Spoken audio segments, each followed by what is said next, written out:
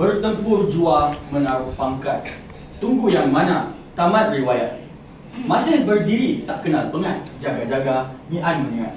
Salam sejahtera warga Dewan sekalian. Izinkan saya selaku pencadang yang ketiga untuk menghuraikan malu yang diberi dari aspek sosial. Sebelum itu, saya akan membidas kata-kata pihak penyanggah sebelum ini. Kami ada masalah dengan kayu ukur yang diberi oleh pihak penyanggah pada hari ini. Mereka mengatakan selagi mana perhatian sewajarnya diberikan terhadap pendidikan jasmani, selagi itulah ia tidak dianaktirikan. Tetapi perhatian sewajarnya yang diberikan pendidikan jasmani sememangnya secara haknya, apa yang kita lihat daripada kesan itu adalah dengan berlalunya zaman, kita nampak kelonggaran terhadap keprihatinan terhadap pendidikan jasmani. Tidak cukup untuk implementasi pendidikan jasmani meningkat, tetapi kesan-kesan semakin negatif dengan berlalunya zaman. Izinkan saya simpulkan kayu ukur yang diberi oleh pihak penyanggah pada hari ini. Kayu ukur mereka dengan kesimpulan adalah sebegini. Selagi mana pendidikan jasmani wujud, selagi itu ia dianaktirikan. Mereka gagal untuk mengambilkan konsep penganaktirian di sini. Penganaktirian adalah sebagaimana kami selaku pihak pencadang telah mengatakan, selagi mana terdapat kekurangan yang ketara dalam pengendalian pendidikan jasmani yang tidak wujud berbanding dengan pendidikan akademik, selagi itulah pendidikan jasmani dianaktirikan.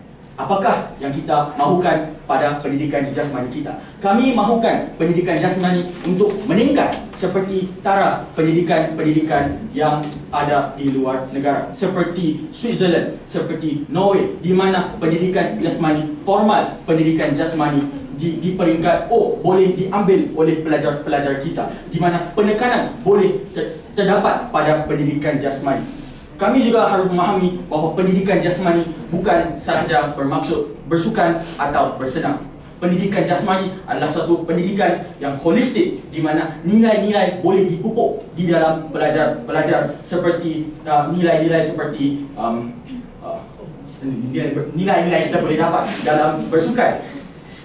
Dan juga pendidikan terhadap kesihatan dan makanan. Inilah yang apa kita mahukan dalam pendidikan jasmani dan sehingga ia tidak dianaktirikan. Silakan. Namun begitu, ia ada di dalam sukatan, dan apabila ada dari sukatan ini menunjukkan bahawa pendidikan jasmani merupakan subjek wajib, dan apabila ia menjadi subjek wajib.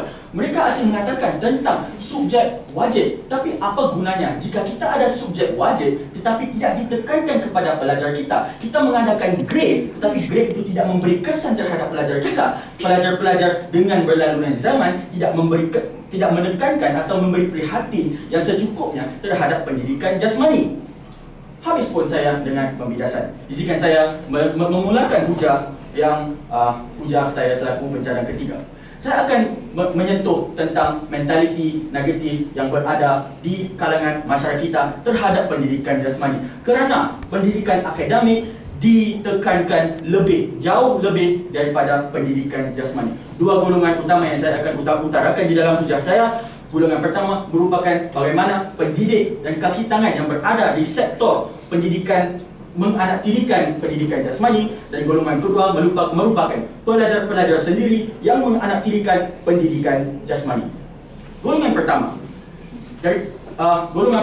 pendidik dan kaki tangan yang berada di dalam sektor pendidikan jasmani. Profesor Madya McNeil, seorang profesor di Institut Pembelajaran Singapura, di dalam kajiannya di mana dia di kajiannya pendidikan jasmani di Singapura, dia mengatakan bahawa hanya setengah atau lebih kurang daripada setengah yang mengatakan atau menyuarakan bahawa pendidikan jasmani bernilai.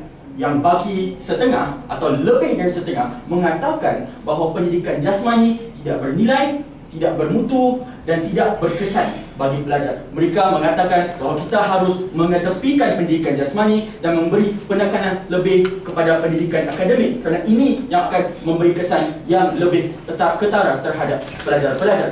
Ini menunjukkan bahawa pendidik dan kaki tangan di sektor pendidikan yang boleh memberi kesan yang maksimum sememangnya terhadap pelajar-pelajar sendiri menganaktirikan lantas memberi kesan negatif terhadap masyarakat kita secara keseluruhan. Golongan kedua, pelajar. Bagaimana mereka menganaktirikan pendidikan jasmani. Encik Bentan, seorang warga Singapura, mengatakan bahawa dia melihat terhadap pengurangan yang ketara terhadap jumlah pelajar yang bersenam. Kerana dia mengatakan juga bahawa mereka berkurangan dalam bidang bersenam kerana mereka lebih ingin menumpukan perhatian terhadap pendidikan akademik, kerana mentaliti pelajar-pelajar adalah mereka harus menumpukan perhatian lebih kepada pendidikan akademik kerana pendidikan akademiklah yang akan memberi kesan terhadap masa hadapan mereka. Pendidikan jasmani diketepikan dan tidak diberikan penekanan yang secukupnya kerana tidak ada penekanan terhadap kerana ia sememangnya tidak memberi kesan terhadap masa hadapan. Ini dikuatkan lagi dengan ibu bapa di persekitaran pelajar itu yang mengatakan bahawa 70 daripada mereka mengatakan bahawa pendidikan jasmani tidak penting. Dengan itu, kami mengatakan bahawa pendidikan jasmani di Singapura